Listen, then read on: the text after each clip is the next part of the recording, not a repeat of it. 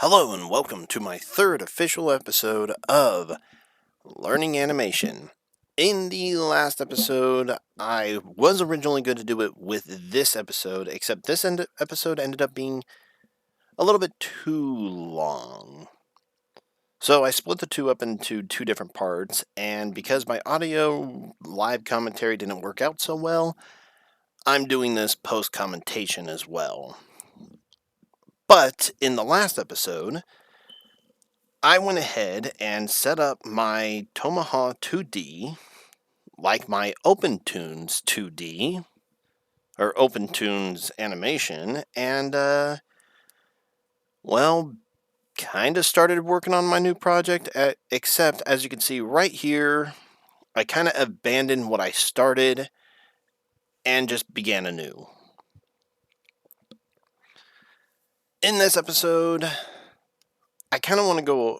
I want to do my first practice animation. And this is going to be the animation that I kind of did in middle school. And it's one that I've been wanting to do again for a very long time. And I figured what better animation to learn to practice with than one that I've been wanting to do forever that's easy and simple. Now, this particular animation is not the animation I did in middle school. It's nothing like this one. This is just as close as I can get it off of the top of my head. And another thing is, I don't want to spend a whole bunch of time making things overcomplicated for myself right off the get-go. So this is also going to be a cut down version of this animation. I originally had it where the ball goes out of control, but as you're about to see, this is about a ball. I know, very generic for practice animations, except, well, I'll get to that in a minute. The original one had the ball go out of control and it did a bunch of different things, but I do not want to do that. It's just way too much work, and it's way too much for me to handle right off the bat. This is about me learning the program and learning basics to animation, not about doing overly complicated scenes just yet. And that's why I reduced the time by a whole lot, as well as, not focused on details like how weird that was. It's just what I can do, what I'm doing, trying to get going as fast as I can. And as you may notice, unlike a lot of animation channels, I'm starting this from scratch. And I am not doing a speed up. I see a lot of drawing channels that do speed up because it takes a long time to do this. This is a 6-second animation I did, and it took me over an hour to complete. I mean, obviously this video is only 49 minutes, but from the start of the last episode to the end of this episode, it took me over an hour just to do this basic 6-second animation. Super simple animation. There is nothing difficult, and you'll see where I'm going to use some of my time saves to even try to make this go by even faster. I don't use all of them. I don't utilize every little thing I could have done to make this go by fast, but I still used quite a bit. As you'll be able to see, I'm expanding times and whatnot. I'm going to be going into different layers in just a minute. The reason I'm not going into super speed is because one thing that bugs me is when people do these tutorial videos and they'll do a very specific scene to teach you whatever they're trying to show you for that instance, which is great and it's fine and dandy, but it doesn't always help you with every animation and every scene. So I'm doing this one from scratch, and I'm going through it at regular speed, and this is an actual animation I'm trying to do. And as I learn and apply what I'm learning to this particular scene, you'll be able to see not only what changes, but how I put what I learn into practice on just a regular everyday basis. Not to take anything away from other tutorial videos, it's just a pet peeve of mine, not necessarily a criticism, because when you're doing a video about motion, you don't want to sit there and focus on creating an entire scene to revolve around that motion. You want to do a very specific, very specific, focused example on what you're trying to talk about, to try to not only keep the video as focused as possible and keep it from going too far astray, as these videos may or may not do. And also, it's just easier for time. I mean, it's a lot easier to just show the ball bouncing opposed to, you know, drawing a scene with the ball, stretching out other scenes and other layers. As you can see right now, I'm kind of working on splitting layers apart, and I'm seeing where I want to put what layer on. I believe I split it up. The house and the rest of the ground are one layer. Each of the two stick figures are a layer of their own, and the ball is a third layer.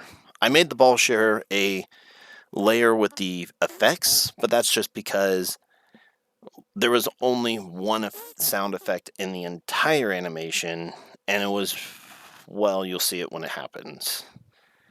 For a 6-second animation, it took me 49 minutes to make, so it'll be quite a while before you actually see it. Now, here's where I was talking about earlier when I was saying this isn't going to be exactly like middle school. If I was making this exactly like my middle school one, I would have just done one frame per second, and it would have been the two kids bouncing the ball back and forth to one another. And it would have had a frame where the ball leaves the kid's hands, another frame where it's almost hitting the ground, another frame where it hits the ground, and then a mirror effect. Not a mirror effect, but it basically mirrors the next couple frames going into the other kid's hands. Well, I know a bit more about animation now and body movement now. So as you can see, I'm attempting to bend the kid's elbow to add physics to the ball. And speaking of physics, when I get around to it, speaking of physics, I try to have the ball mirror the effect of physics as well. I have it slowly leave the hand and then speed up as it's going down towards the ground. And then when it hits the ball, hits the ground, I have it kind of warp to hit the ground and then bounce back up following physics once again. So that it's things like that just over the time from 10 years ago to today, basic changes that, are going to be applied and may not mirror what I had perfectly back then, which I don't know why anyone would care about that. But after that, I kind of lost my train of thought. It's a 48-minute video, and I'm only on 10 minutes, and I'm running out of things to say. I already talked about all the edits that I'm going to be making and changes that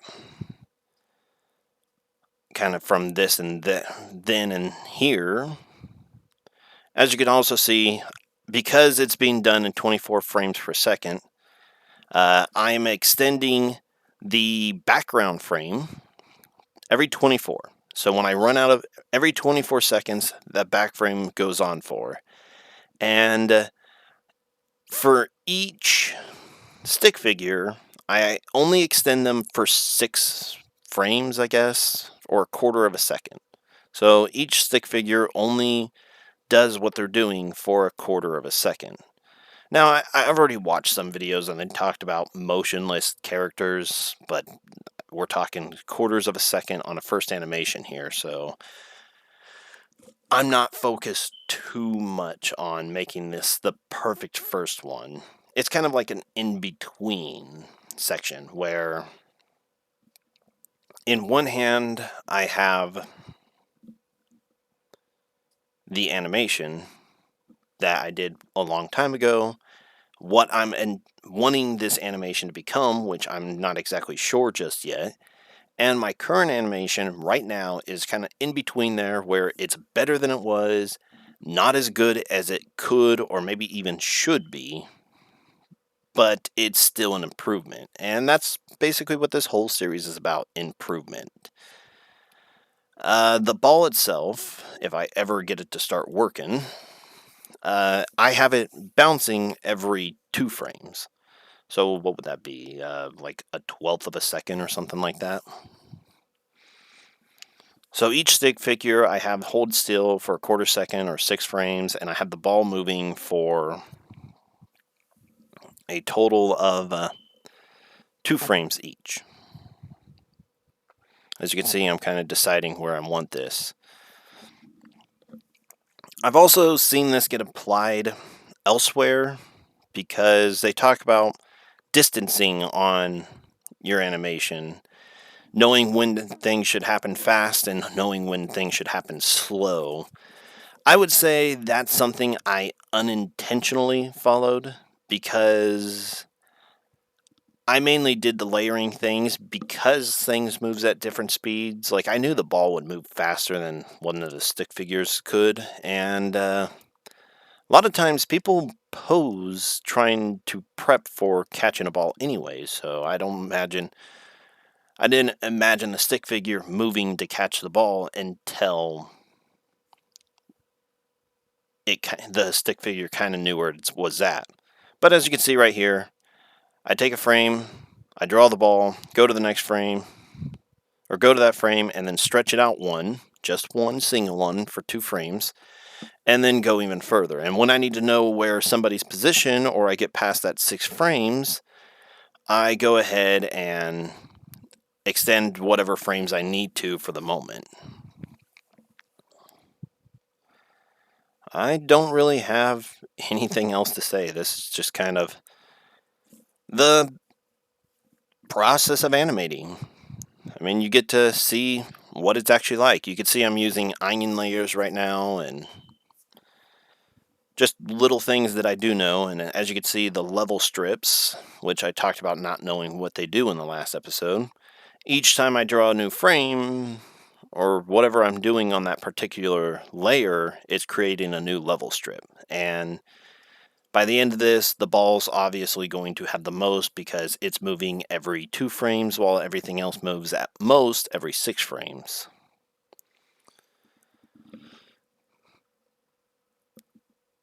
I guess while I'm sitting here kind of thinking about what I should say next, I'm eventually going to practice doing music. So eventually there's going to be actual background noise. I could use royalty-free music, and while it would probably be a way better substitute than what I'm doing right now, I kind of want to do things my own. I want to do it all my own way. So I'm not using other people's work as much as I can. I give credit where I can, and I'm going to basically try to make everything my own. I don't know why. It's just something I do. As you can see, I'm kind of feeling out how the ball's bouncing. I'll be honest, I'm kind of impressed with myself. I thought so at the time I was doing it, and I'm kind of watching it right now go, and I'm still pretty impressed with it. Now, I did render this animation because it's the first one, so eventually there's going to be a before and after with each one. And yeah, I'm still kind of impressed with how I did the ball. I feel like I did a fair job at it. But I guess I should talk about when I was talking about that stretching frames out. One of the things they were talking about is what I was doing with that ball there, how every single one was exactly 2 frames.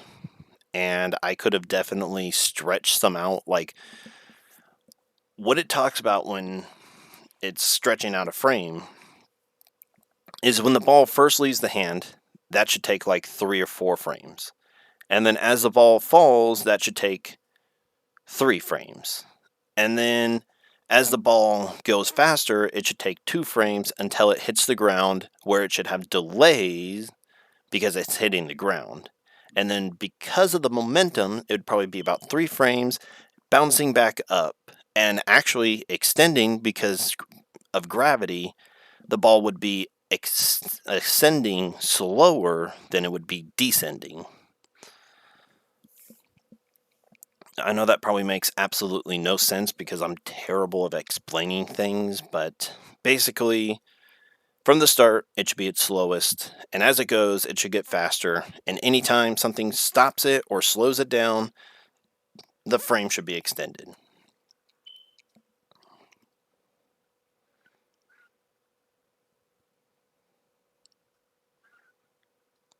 I was having a little bit of trouble earlier. I guess not yet, actually. Huh.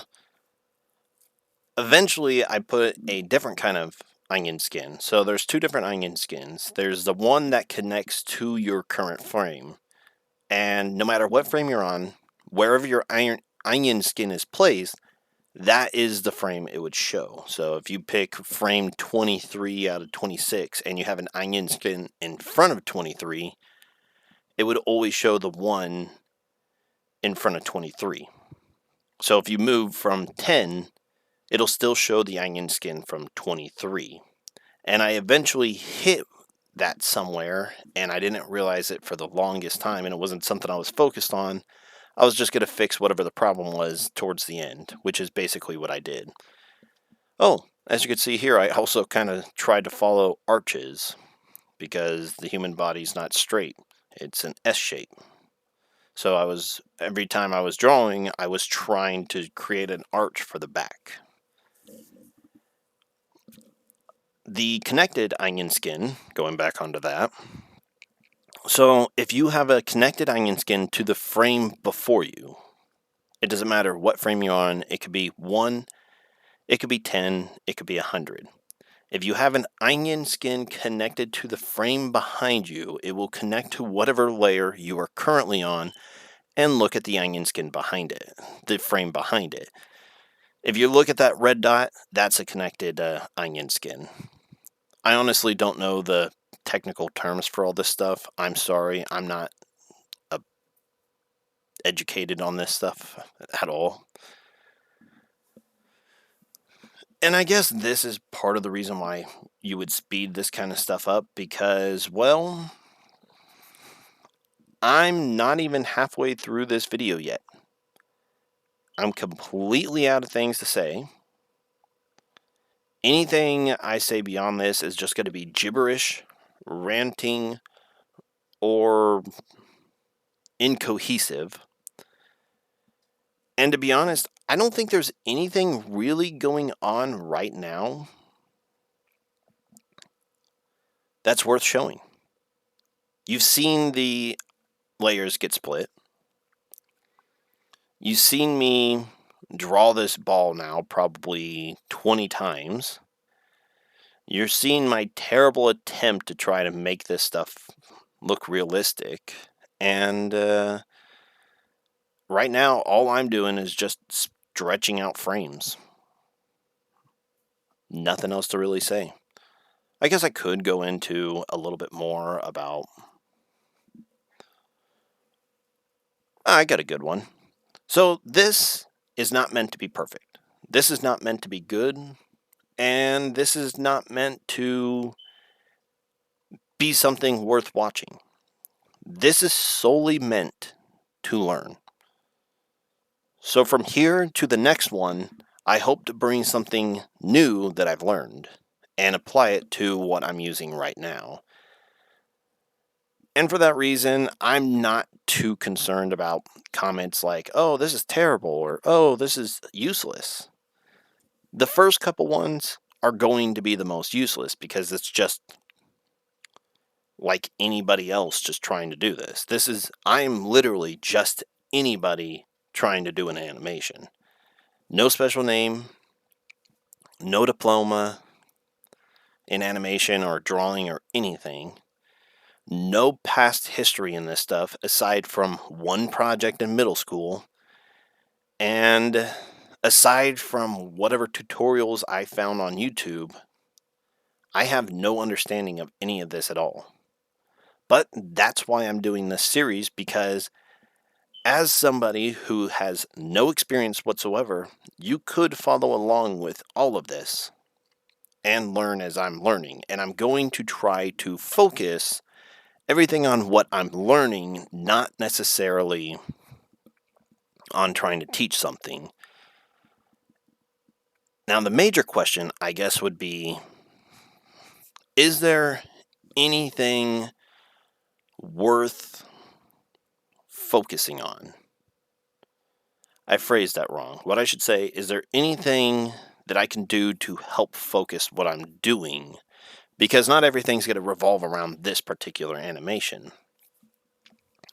For instance, the current thing I'm looking at is talking about figures and basic drawings to help learn gestures. And one of the examples was this stick figure, and one of the many channels out there that use stick figures for their animations. Some people, like Alan Becker, who do a really, really good job at using stick figures to make great animations. However,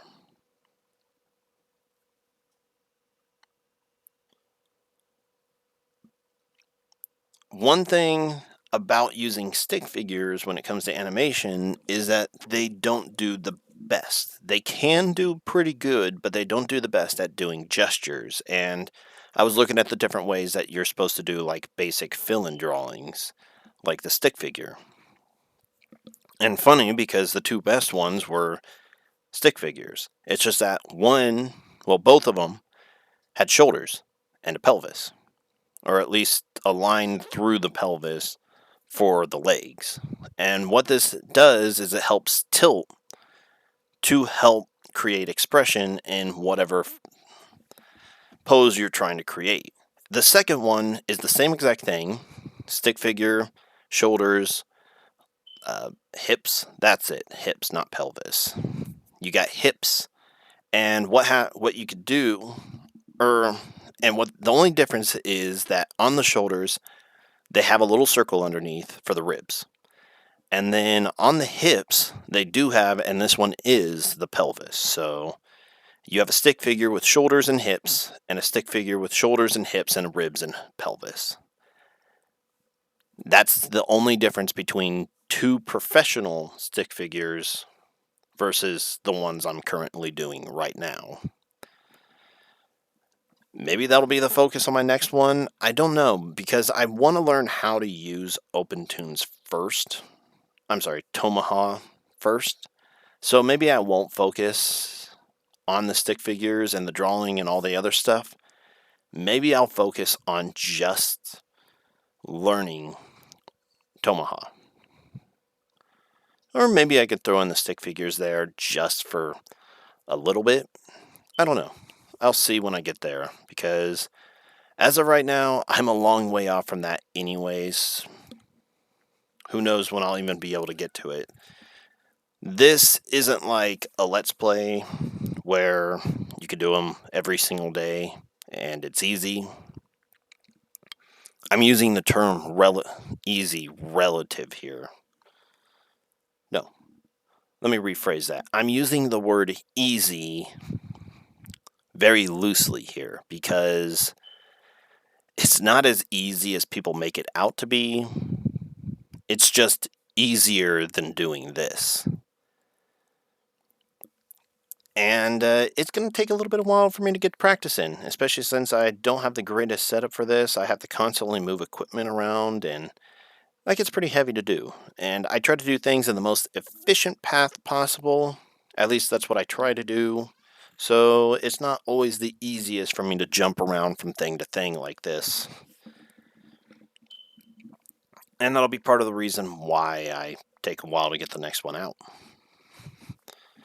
Looking at what I'm doing right now, I can't see my mouse, so I don't know. I'm sitting there.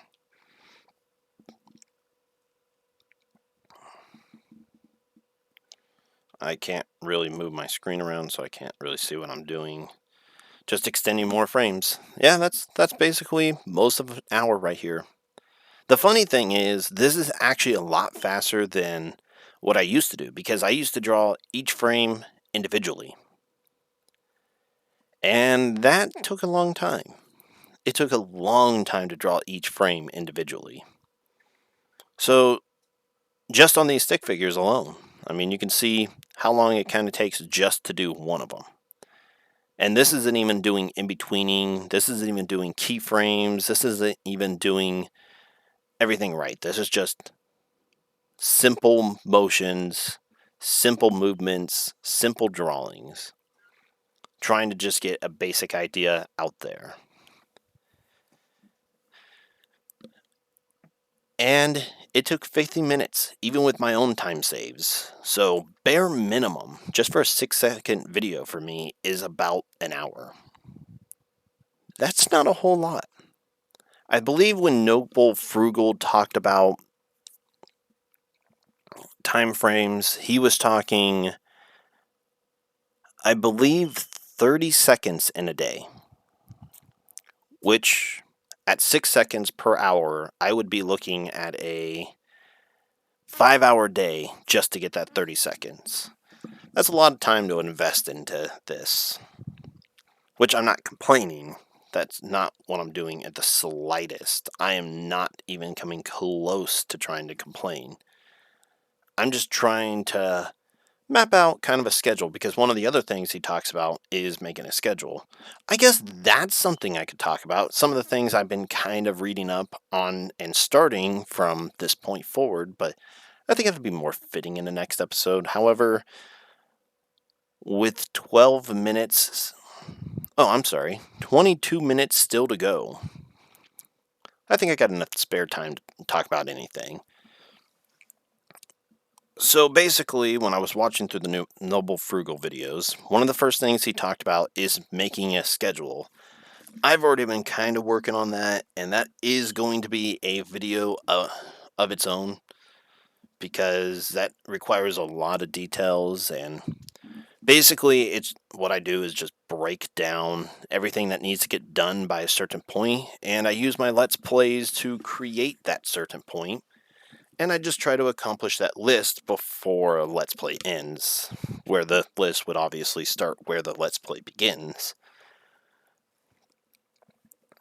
And I break it down even further than that. I have goals, sub-goals, and then sub-sub-goals. Just however much I need to break something down to get a specific goal list.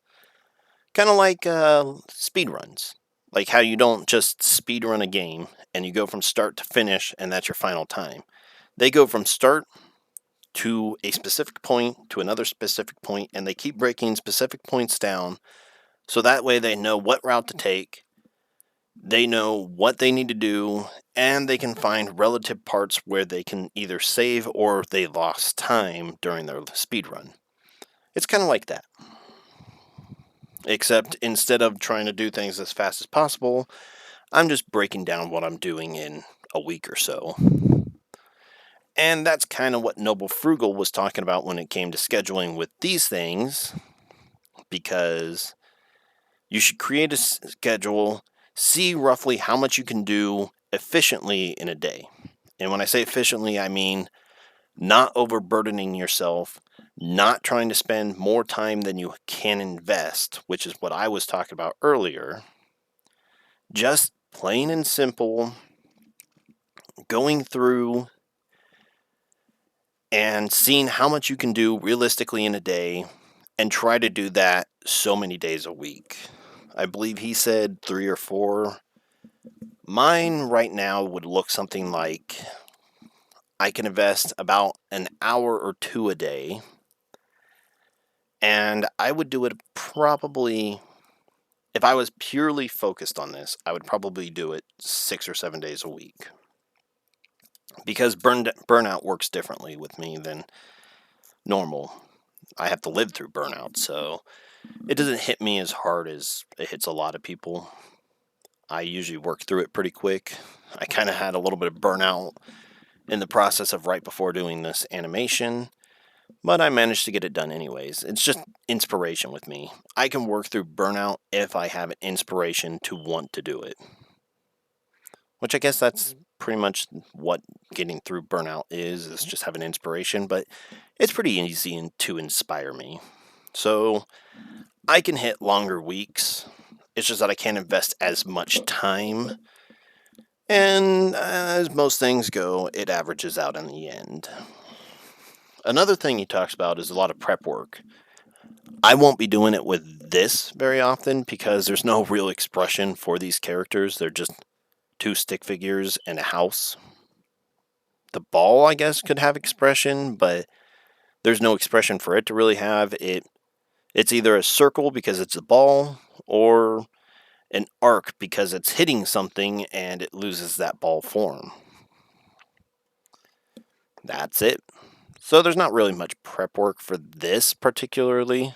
Oh, I guess there was another effect I did, and I do the whoosh. I like to do the whooshing effect. I don't know why, I just particularly like it. I prefer it over the zoom, or the blurs. A lot of people talk about the blurs. I'm not big on the blurs. Anyways, moving on to the next topic. I do want to eventually get to the prep stuff. I have a lot of different animations I want to do. Obviously, they're going to be better than this, but it's going to take a while to get to those. I'm super excited for them. One of my big problems when it comes to doing stuff is I'm never focused on the task at hand. I'm always focused on what I'm excited to do next. So a lot of times, even when I get to what I'm excited about, I'll lose excitement when I get there because I'm now excited about the next thing. It's good to help me go forward. It's terrible when you're working on something because you're never putting your 100% all in it. Once again, though, all revolving around this one particular thing, I am not focused on giving my all on this. This is just a foundation. This is the pre-drawing. This is the absolute beginning of where I eventually plan to take this. I can actually take my next one into 3 different points. I can either focus on figures and redraw those stick figures to make them more expressive. Focus on straightening out some of these lines, but I think I'm going to focus more on background when I get to a background. So maybe that one won't be in the next list. And then I can focus on how to work open tunes. Honestly, I'm thinking in the next roundabout of me doing this, I'm going to straighten out those lines. Those lines are abysmal. I do not like them at all. And I'll straighten those out. Even if they're not a final line, they'll still be better than what I'm looking at right now. I won't focus on the house, though, because I'm eventually going to do houses on their own. And that's going to involve that'll involve a lot of stuff I don't know, like perspective. So before I can do a good house, there's a lot more to learn. So I'm going to put the house in part of the background segments, opposed to just straightening out some lines. And it's not worth straightening out the line for the house either because, well, it's not going to fix the problem. It's not going to fix the overall problem of that house. And then I'll probably improve the stick figures. Do the shoulders. I don't know if I'll do the rib cage. I don't think I need to, not for this. And I'll probably dedicate a video itself into doing the different figure drawings. Unfortunately, I'm not good at shapes or realistic figures, so that one's probably going to be far off. I'm probably going to get more practice with the stick figures than I'm going to do with anything else. And then finally, as for the background itself, that just comes when it comes. I mean, there's not much I can do. I think my list of things I will do, though, is A, improve the stick figures. I would love to work on something inside the animation first, opposed to just working on settings. And then B, go into tools. I'm going to look at the tools, research some of these tools, and just see how they work. I think that's how I'm going to go about things. Not set in stone. I'm very indecisive about this kind of stuff, but that's where I'm kind of at right now.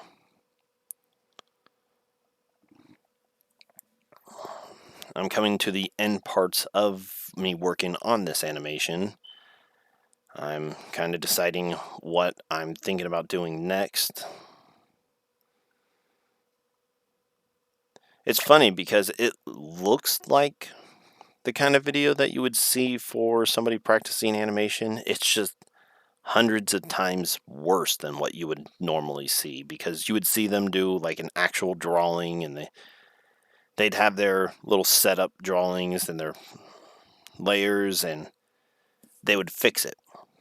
Me, not me. No. I sit there and have a circle and onion skins. That's my extent of knowledge. Circles and onion skins. I'm drawing this kid reacting to the ball, because that's one of the things I did want to focus on, is trying to get expression on these stick figures too. That's another difference.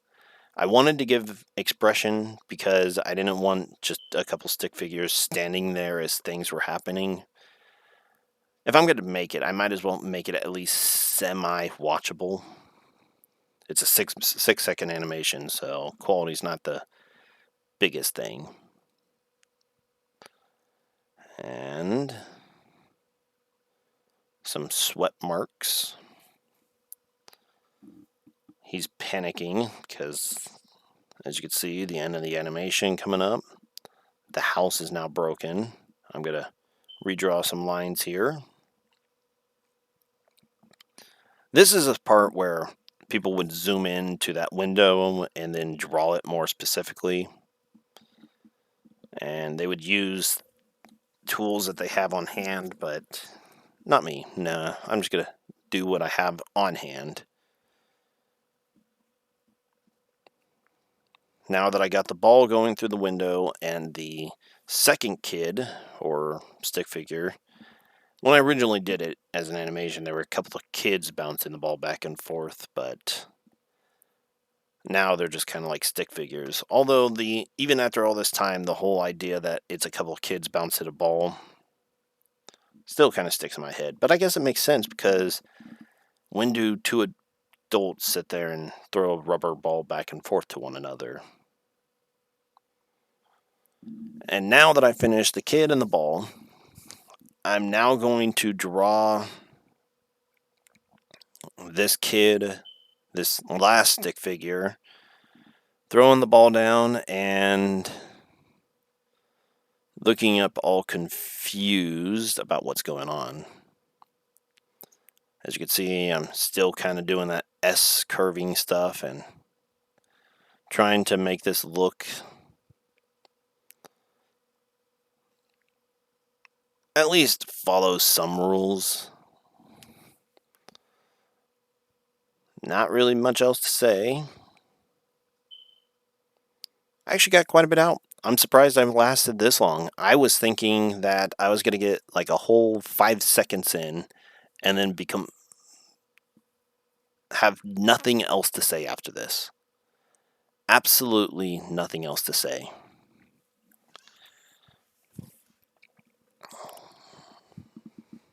I'm now going to finish. But you can see that I'm completely out of things to say. I can't even find a topic off of the top of my head to even talk about, because I'm now just explaining what I'm watching and what you guys are watching yourselves. Drew a couple more of those momentum lines. Oh wait, that was a long time ago.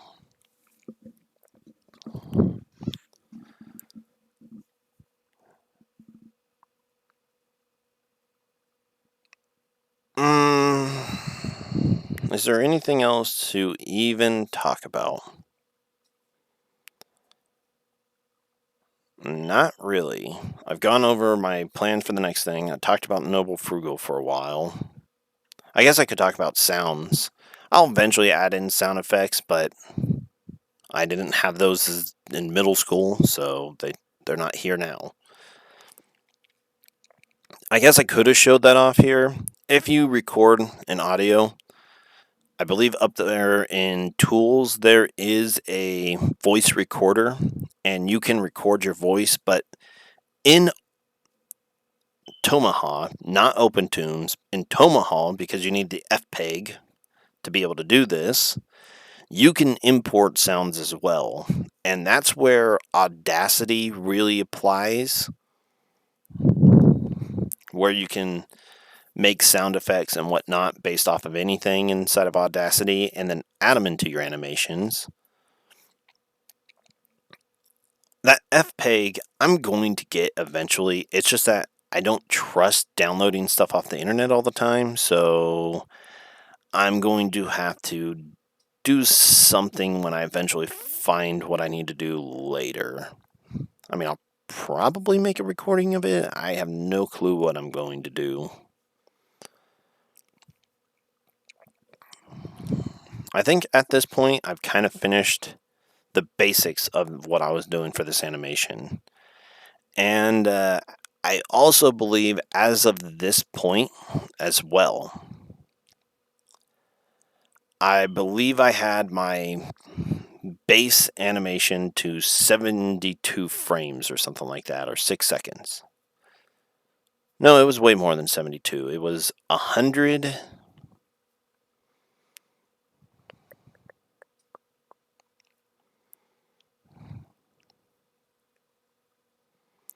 And 70 something. I believe it was 170 something. I imagine 172. That's what I'm thinking it was probably the end. It probably ended at 172 frames.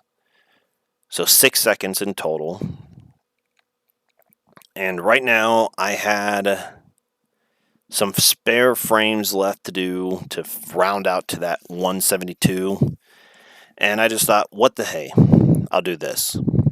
And as you can see, this is one of those things where the whole idea of motion and kind of having the actual stick figures to create gestures comes in handy, because as you can see here, you can't get a good run with these stick figures, or at least I can't.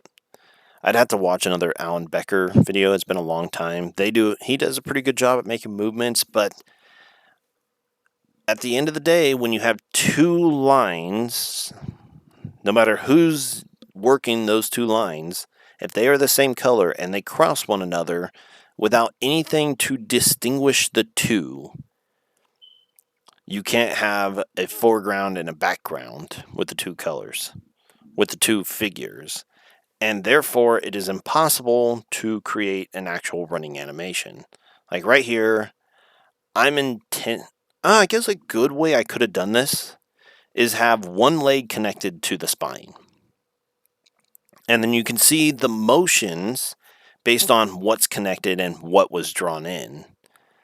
Well, looking back on it now, I guess I could have improved it even for the moment. However, that'll be something for another day.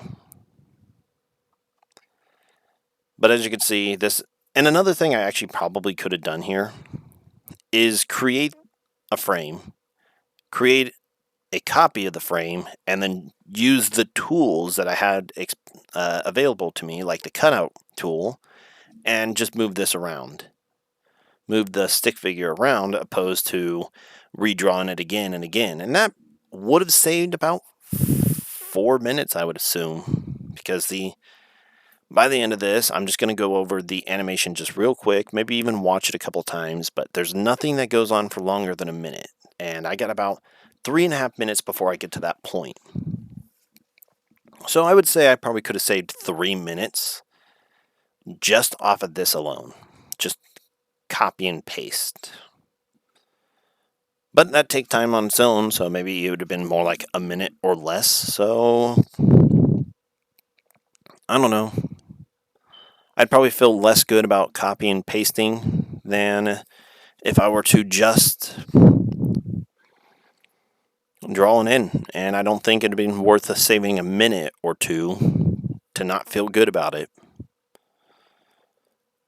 But at least no one could say that I did copy and paste because there it is right there. You got to see me do it. And I'm just kind of going over, doing some last minute touches. No, I'm not. I'm actually drawing in what this guy is doing. So at this point, I finished up to the ball breaking the window, and I finished the second kid running away. Now the first kid, realizing what he did, and surprised, calls on his friend to tell him not to run away. At least that's what I was going for. Wait, don't go. But when he finds that it's not helping, I have him go into a look of disappointment. Now he's going to take the full front of everything that's going to happen because of that broken window. This is not the animation I did back in middle school. That one involved breaking the entire house and aliens and Kirby. It was middle school. I don't even know where I came up with Kirby at the time. I think back in middle school I only played one Kirby game, and it was for the Game Boy. And I don't even think I beat a level because I was only borrowing it from... I actually don't remember who I borrowed it from.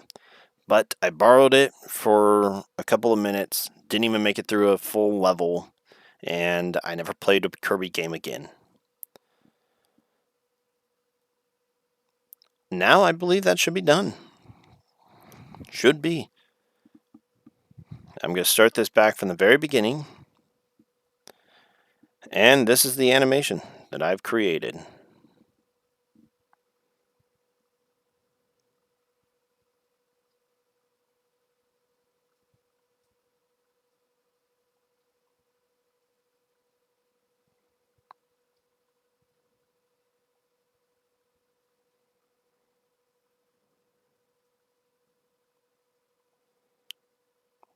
Yeah, I know, probably not the greatest ever, but it's for practice.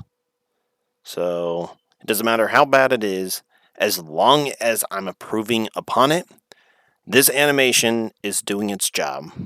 Anyways, that's been this episode. I cannot believe I actually managed to commentate almost through the entire way with hardly any breaks at all. In the next episode, I'm either going to improve the stick figure frames. If I do that, I'm going to straighten out those lines at the same time. I'm not going to do two separate videos on that. I'll straighten out the lines and fix the stick figures to make them actual practice stick figures opposed to just stick figures. Or I'm going to show off how to use some different tools. Maybe I'll do all three of them at the same time. Maybe that'll be the greatest solution to my indecisiveness on what to do next. But in the next episode, we'll find out what happens when it happens. I'll see you guys then.